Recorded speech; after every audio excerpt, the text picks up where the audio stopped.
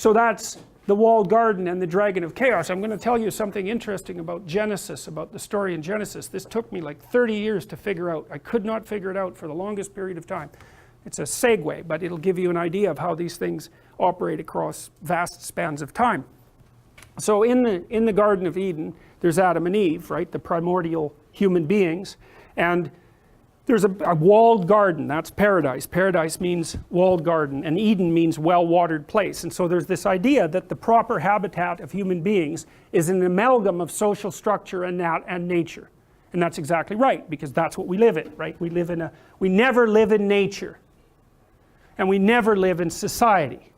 We live in an amalgam of society and nature. That's the human environment, so it's a walled garden, all right? And so it's a productive, well-watered place where we could thrive. It's safe, and it's ruled over by a father figure in this particular story.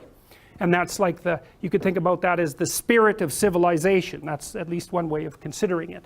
So, well, there's a snake in the garden, and it's there unbeknownst to God, roughly speaking. Although he knows everything, so I guess he probably knows about the snake too. And he tells Adam and Eve not to interact with it. Fine, and they do, and the snake wakes them up, right? Because when they interact with the snake, they're given a fruit that opens their eyes and makes them aware that they're naked and vulnerable, and then dooms them to work. Well, I'll tell you the whole story much later in the course, but I want to give you an overview of it now. But then there's this really strange idea that developed over the course of the development of not only Christianity, but Judaism and a number of other religions that fed into the mainstream of Christian ideas, including Zoroastrianism.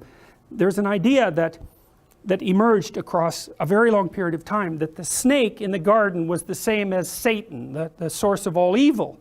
And I've been trying to figure out for the longest period of time, why in the world the manifestation of what's essentially a representation of a predator, so that's this snake, and you know, the snake is associated with trees. Well, yes, the reason for that in all likelihood is that we dwelt in trees. Right, and snakes like trees, and they're around trees, and they can climb trees, and the snake was a typical predator on our ancient relatives. And so that's fine. So you can see that representation makes perfect sense. There's predators that lurk in the garden. Yes, obviously. If you interact with them, they wake you up. Well, they better wake you up, because if they don't wake you up when you interact with them, then you get eaten. So it's probably just as well to wake up, even though there's painful consequences associated with becoming conscious. And that manifests itself immediately in the story of Adam and Eve. But then there's this weird association. It's very undeveloped in the biblical stories that are part and parcel of this line of thinking. It was more like a consequence of a cloud of mythological stories that surrounded it. But the reason for that, I think, is that imagine that what human beings were trying to puzzle out was the nature of the predator. Okay, so on one level of analysis, the predator is the thing that slinks along the ground and that threatens you. And also it's the thing that's your mortal enemy and that wakes you up. But then that's one conceptualization of predator, and fair enough. You can identify it and you can take precautionary measures. But a better conceptualization of predator might be, where does it come from? Let's say it's a snake. Well, there's a lair of snakes somewhere. And so if we want to get rid of the snake, we shouldn't be conceptualizing it as a snake. We should be conceptualizing it as one manifestation of a lair of snakes, and what we should do is go down, follow the damn snake wherever it goes, and find its lair and wipe out all of the snakes. And that's a more abstract representation, right? It's not predator anymore. It's the source of predation. And so if you want to solve the predator problem permanently, you don't kill the snake. You get rid of all the snakes.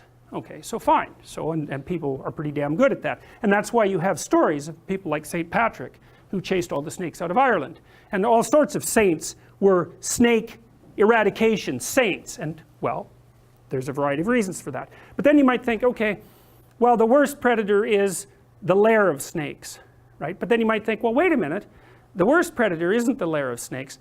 Maybe the worst predator is the enemies that come to attack us. And those are human enemies. And so what we do is we defend ourselves against the human enemies. We put walls around our cities. We fortify our land. And we defend ourselves against the evil that's lurking in other people's hearts. And so that's like a higher order snake. And then we build these walls around us. and what's inside gets larger and larger and larger. And then what happens is the snakes start popping up inside the cities, because we've pushed all the, we've protected ourselves from all the evil that lurks outside, but we've now created a space where that evil can manifest itself inside. So there's criminals inside the city, and there's people who want to bring you down, and there's malevolence within the city, not only outside. So then there's the problem of the snake that's closer to you.